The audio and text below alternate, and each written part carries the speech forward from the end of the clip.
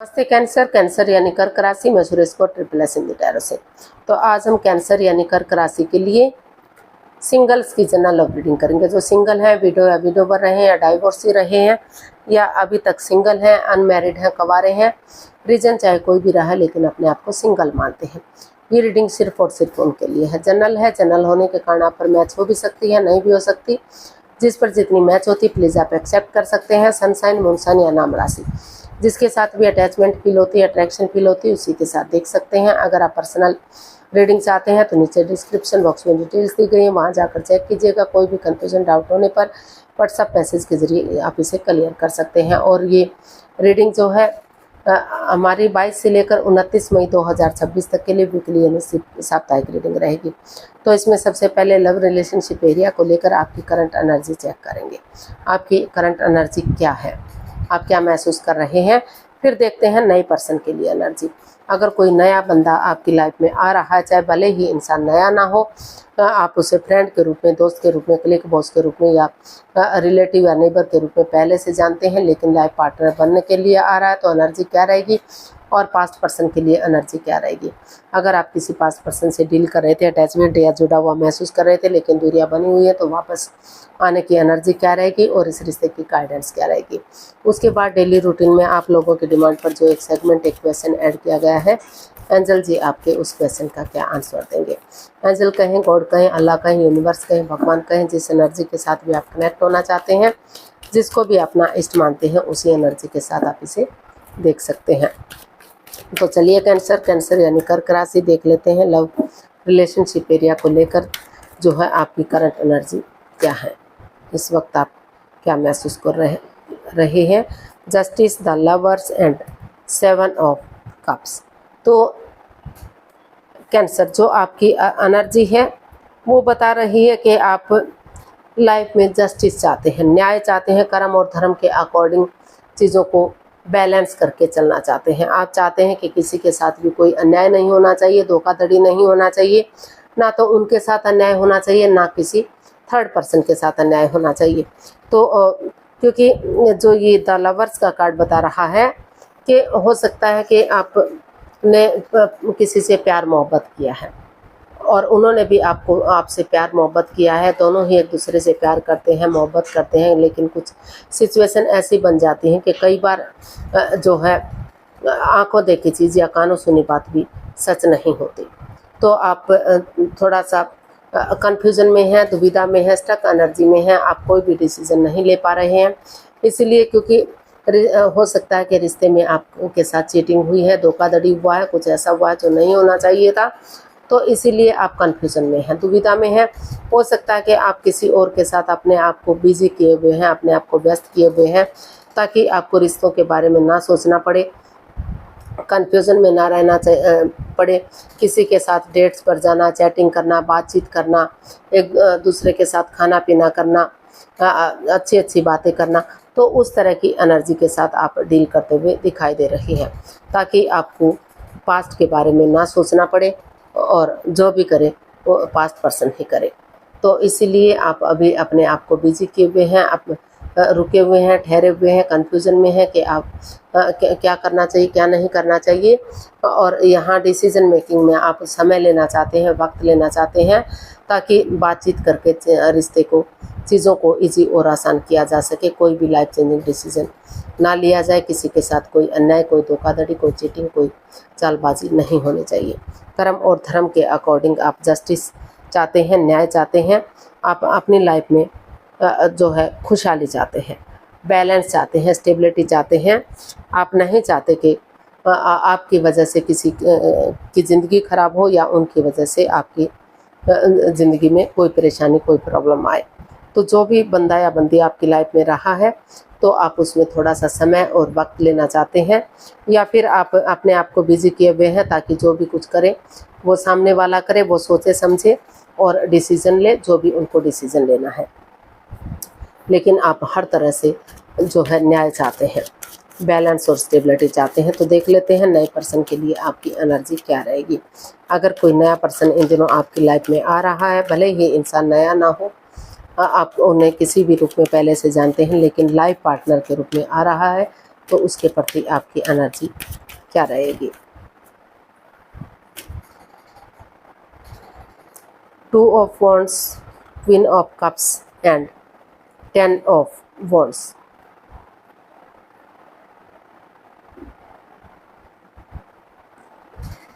तो जी हाँ, कोई मतलब बंदा या बंदी चाहता तो है आपको, इमोशनली आपसे प्यार करता है, प्रेम करता है, इमोशनली अटैच है और अट्रैक्शन भी है, अटैचमेंट भी है। शायद आप भी उनसे प्यार मोहब्बत करते हैं, इमोशनली अटैच है, अट्रैक्शन फील करते हैं, लेकिन कोई भी एक दूसरे से बातचीत नहीं कर पा रहा है, क्योंकि आप जो है अपने पास्ट में उलझे हुए हैं।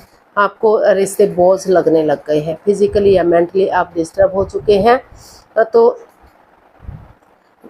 इसलिए आप सही समय का वेट और इंतजार कर रहे हैं। आपको लग रहा है कि या तो जो है सामने वाला बंदा या बंदी आपकी तरफ आए, और जो क्योंकि ना तो आप एक्शन ले रहे हैं ना तो वो कोई एक्शन ले रहे हैं, तो आप चाहते हैं कि या तो वो एक्शन ले, आपकी तरफ बढ़े और इस रिश्ते को स्ट्रॉन्ग कर दें, ताकि सही समय आने पर रिश्ता स्ट्रॉन्ग हो सके, मजबूत हो सके, आगे बढ़ सके। या फिर आप सही समय का वेट और इंतजार कर रहे हैं कि उनको सही समय का वेट और इंतजार करना चाहिए, ताकि आप इस नेगेटिव सिचुएशन से बाहर निकल सकें और स्टेप बाय स्टेप करके अपनी रेस्पॉन्सिबिलिटीज़, अपनी जिम्मेदारियां समझ सकें कि रिश्ते के प्रति आपकी क्या ड्यूटीज़ हैं, क्या कर्तव्य हैं, और आप जिनसे प्यार करते हैं, मोहब्बत करते हैं, उनके साथ बातचीत कर सकें। क्योंकि अभी ना तो आप बातें कर रहे हैं ना तो आपके पर्सन बातें कर रहे हैं, कोई भी एक दूसरे के साथ कुछ भी शेयर नहीं कर पा रहा है। लेकिन आप नहीं चाहते कि ये बातें किसी दूसरे कोई तीसरा पर्सन जाने आप दोनों की बातें, तो आप चुप हैं, मौन हैं, शांत हैं और अपने आप चाहते हैं कि जो आपके पर्सन है वो भी चुप रहें, मौन रहें, शांत रहें, अपनी विजडम नॉलेज गेन करते रहें, ताकि सही समय आने पर वो एक्शन ले सके और रिश्ता फ्रूटफुल और कामयाब हो सके। तो जो है अभी आप इस एनर्जी में नहीं है कि आप अभी रिश्ता ले सकें। अभी आप अपने सही समय का वेट और इंतज़ार कर रहे हैं, या फिर सामने वाला इंतज़ार कर रहा है कि जब उनको लगेगा कि पॉजिटिविटी के साथ वो आगे बढ़ सकते हैं, रिश्ते उनके लिए इजी और आसान हो गए हैं, तो तभी वो आगे बढ़ेंगे। अभी जो है वो रुके हुए हैं, ठहरे हुए हैं, और जो है सही समय का, या फिर ये भी कह सकते हैं कि एक बिगिनिंग, एक शुरुआत कर रहे हैं और उसे फ्रूटफुल होने का वेट और इंतजार कर रहे हैं, ताकि समय आने पर रिश्ता फ्रूटफुल और कामयाब हो सके, रिश्ता उनके लिए बर्डन या बोझ ना रहे। तो देख लेते हैं पास्ट पर्सन के लिए एनर्जी क्या रहेगी। अगर कोई पास्ट पर्सन वापस आ रहा है तो एनर्जी क्या रहेगी। तो पास्ट पर्सन के लिए भी जो है आप काफ़ी हर्ट हैं, दुखी हैं, सामने वाला भी काफ़ी हर्ट है, दुखी है। जितना चीज़ों को आगे बढ़ाने की कोशिश कर रहे हैं, कुछ ना कुछ ऐसी सिचुएशन आ जाती है कि आप आगे नहीं बढ़ पा रहे हैं, कन्फ्यूज़न में हैं आप भी और आपके पर्सन भी। ऑप्शन होते हुए भी आप ऑप्शन नहीं देख पा रहे हैं। अगर नए रिश्ते की तरफ भी जाएं तो वहाँ भी अपॉर्चुनिटीज़ आपको या आपके पर्सन को मिल रही हैं, लेकिन वो कन्फ्यूज़न में है, दुविधा में है, क्योंकि उन्हें लग रहा है कि उन्हें वही पर्सन चाहिए जिन्हें आप प्यार करते हैं, मोहब्बत करते हैं, उन्हीं के साथ वो अपना जो है रिश्ते को आगे बढ़ाना चाहते हैं, अपना लाइफस्टाइल बढ़ाना चाहते हैं। तो इसीलिए उन्होंने डिसाइड किया है कि वो और हर्ट नहीं होंगे और दुखी और परेशान नहीं होंगे, इस कन्फ्यूज़न से बाहर आएंगे और जो है एक दूसरे के साथ चीज़ों को क्लियर करेंगे, क्लियरिटी लाएंगे, फेस टू फेस बातचीत करेंगे, और ताकि अगर सामने वाला क्लियरिटी नहीं लाता तो वो खुद क्लियरिटी लाने की कोशिश करेंगे, क्योंकि जब तक अपने लिए एनर्जी और एफर्ट नहीं लगाया जाता तब तक चीज़ें पॉजिटिव नहीं हो सकती। तो इसीलिए वो विज़िट करना चाहते हैं, चाहे विज़िट करना पड़े, टू ट्रैवल करना पड़े, और विज़िट पॉसिबल नहीं है तो मैसेज के थ्रू, फ़ोन कॉल के थ्रू, इंस्टाग्राम के थ्रू वो जो है आपसे बातचीत करना चाहते हैं, ताकि रिश्ते स्ट्रॉन्ग हो सके, मजबूत हो सके और आगे बढ़ सके। क्योंकि नए ऑप्शन होते भी वो नए ऑप्शन की तरफ नहीं बढ़ पा रहे हैं, उन्हें आपकी चाहिए, क्योंकि वो आपसे काफ़ी प्यार और मोहब्बत करते हैं। तो कहने का मतलब है कि नए पर्सन के लिए भी जो पर्सन है, शायद फ्रेंड या दोस्त के रूप में पहले से एक दूसरे को जानते थे, या तो आप एक्सेप्ट नहीं कर पा रहे थे, ना वो एक्सेप्ट नहीं कर पा रहे थे, या शेयर नहीं कर पा रहे थे उन बातों को। तो वो पर्सन भी आपकी लाइफ में आने के लिए एग्री है, तैयार है, बिगनिंग करने के लिए तैयार है और उसे फ्रूटफुल होने का वेट और इंतजार कर रहे हैं। और पास्ट पर्सन भी जो है हालांकि स्टक एनर्जी में है, लेकिन फिर भी जो है आगे बढ़ना चाहता है, क्योंकि उन्हें आप ही चाहिए।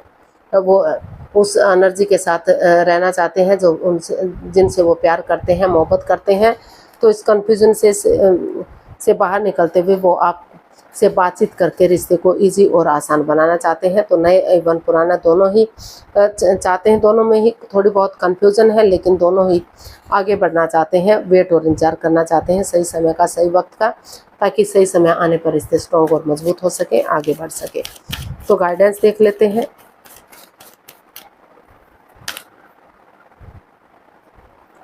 King of wands, 7 of swords and queen of wands. तो यूनिवर्स जी आपको मैसेज दे रहे हैं, गाइडेंस दे रहे हैं। भले ही आप डिटैच हैं, कोल्ड हैं, एक दूसरे से बातचीत नहीं कर पा रहे हैं, नेगेटिव सिचुएशन में है, लेकिन जो है चीज़ों को क्लियर कीजिए, क्लियरिटी लाइए, आपस में बातचीत कीजिए। कोई भी सीक्रेट, कोई भी राज, कोई भी मिस्ट्री, कोई भी छुपी हुई बात मत रखिए, क्योंकि अगर ऑनेस्टी, ईमानदारी और लॉयल्टी के साथ आगे बढ़िए, सच्चाई के साथ आगे बढ़िए, और रास्ता चाहे लंबा हो लेकिन सीधा हो और सरल होना चाहिए। क्योंकि अगर आप कोई राज रखेंगे, कोई मिस्ट्री, कोई चीज़ छिपा कर रखेंगे तो बाद में आपको ही रिग्रेट होगा, बाद में आपको ही पछतावा होगा। तो कोई भी हिस्ट्री, कोई भी मिस्ट्री मत रखिए, चीज़ों को क्लियर कीजिए, क्लियरिटी लाइए, ऑनेस्टी, ईमानदारी और लॉयल्टी के साथ आगे बढ़िए। डिटैच मत रहिए, कोल्ड मत बनिए, कूल बनिए और एक दूसरे के साथ अटैचमेंट फील करिए, अट्रैक्शन फील कीजिए। अच्छे आइडियाज़, अच्छी अपॉर्चुनिटी के साथ आगे बढ़िए। इस रिश्ते को एक नया मोड़, एक नई दिशा दीजिए। ये रिश्ता अभी भी सोलमेट हो सकता है, सोलमेट ऑफ काइंड हो सकता है। तो और लेकिन नेगेटिव चीज़ों को भी आपको इग्नोर नहीं करना है, क्योंकि हर चमकने वाली चीज़ सोना नहीं होती, पीतल या रंग भी हो सकती है।